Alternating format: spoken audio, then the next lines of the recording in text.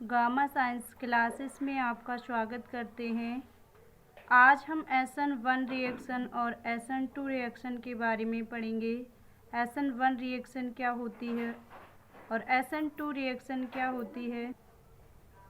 SN1 का जो name होता है वो SN1 unimolecular nucleophilic substitution reaction होती है।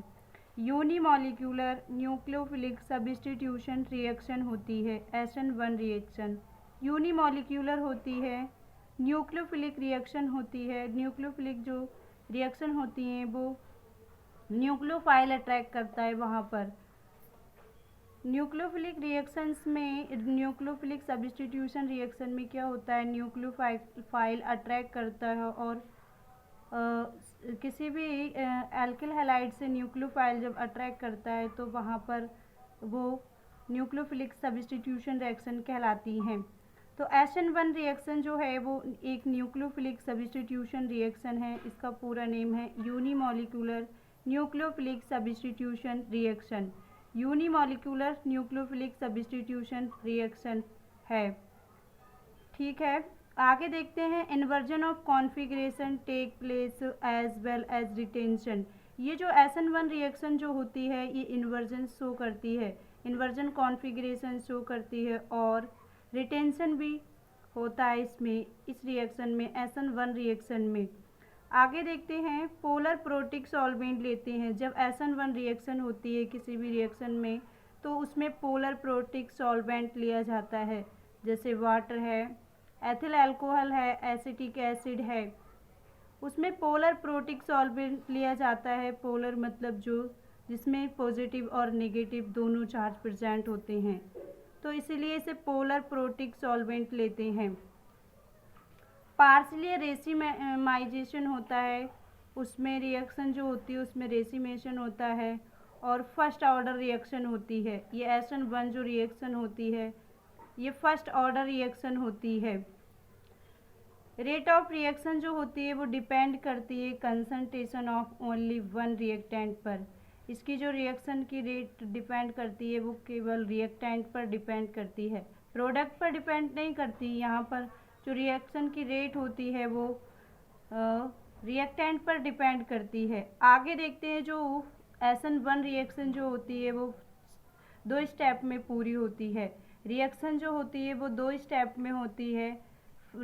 इसमें फर्स्ट स्टेप जो होता है उसमें कार्बन हैलाइड जो होता है, कार्बन हैलाइड में क्लीवेज होता है, यानी कि उसमें विदलन होता है, यानी कि वो टूटता है। कार्बन हैलाइड के बीच जो बॉन्ड होता है वो टूट जाता है वहाँ से और कार्बोकैटायन का फॉर्मेशन होता है। इसीलिए कहा है फर्स्ट स्टेप पोलराइज होता है। कार्बन हैलाइड स्लो क्लीवेज होता है एंड प्रोड्यूस करता है कार्बोकैटायन को, यानी कि जो कार्बन हैलाइड के बीच जो बॉन्ड होता है वो डिसोसिएशन होता है, यानी कि टूटता है वहाँ से और कार्बोकैटायन का फॉर्मेशन होता है। सेकेंड स्टेप में क्या होता है कि सेकेंड स्टेप में कार्बोकैटायन जो होता है बनता है उस पर न्यूक्लियोफाइल अट्रैक्ट करता है। सेकेंड स्टेप में क्या होता है, जो कार्बोकैटायन का फॉर्मेशन हुआ है उस पर न्यूक्लियोफाइल अट्रैक्ट करता है और प्रोडक्ट का फॉर्मेशन करता है।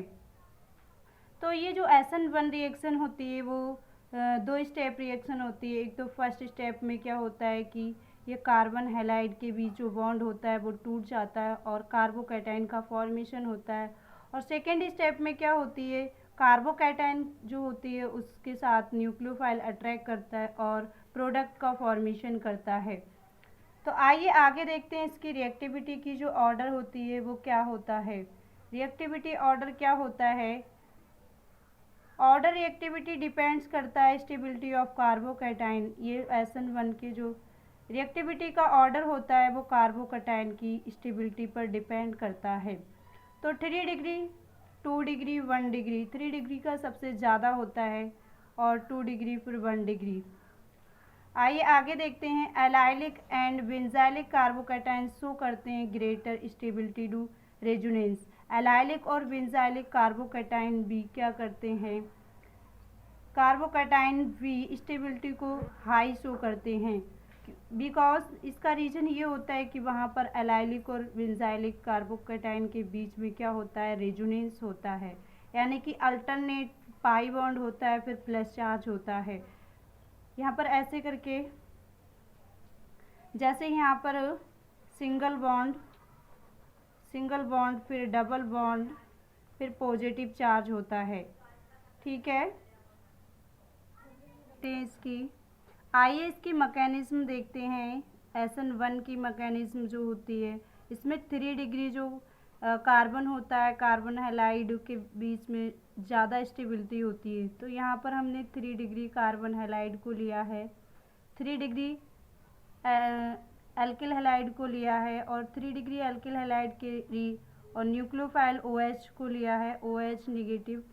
तो यहाँ पर क्या करता है, ये OH जो होता है वो कार्बन से अट्रैक्ट करता है और ये बनाता है, अल्कोहल का फॉर्मेशन करता है, ठीक है। फर्स्ट स्टेप में क्या होता है, यहाँ से क्या होता है, कार्बन और ब्रोमाइड के बीच में जो बॉन्ड है ये टूट जाता है, डिसोसिएशन होता है और इस पर कार्बोकैटायन आता है। जैसे कि यहाँ पर एग्जाम्पल के तौर पर ये दिया है CH3 है, ये कार्बोकैटायन का फॉर्मेशन हुआ है यहाँ पर और Br जो है वो अलग हो गया है। इसके बाद सेकेंड स्टेप में क्या होता है कि ये कार्बोकैटायन पर अटैक करेगा और यहाँ पर प्रोडक्ट का फॉर्मेशन करेगा। यहाँ पर ये है 3 डिग्री अल्कोहल का फॉर्मेशन हुआ है। तो ये हमारी सेकेंड स्टेप रिएक्शन होती है। फर्स्ट स्टेप में कार्बोकैटायन का फॉर्मेशन होता है और सेकेंड स्टेप में प्रोडक्ट का फॉर्मेशन होता है। आइए आगे देखते हैं इसमें stereo chemistry of SN reaction की। SN1 रिएक्शन जो होती है उसकी स्टीरियो केमिस्ट्री क्या होती है। तो फर्स्ट में कार्बोकैटायन का फॉर्मेशन होता है, इंटरमीडिएट बनता है, यानी कि ये जो बना है ये इंटरमीडिएट बना है, इंटरमीडिएट कार्बोकैटायन का फॉर्मेशन होता है और जो कि प्लेनर में होता है, प्लेनर होता है। SN1 रिएक्शन ऑप्टिकल एक्टिव होती है और रेसिमिक मिक्सचर देता है, ठीक है। यहीं तक हम अपनी वीडियो को समाप्त करते हैं।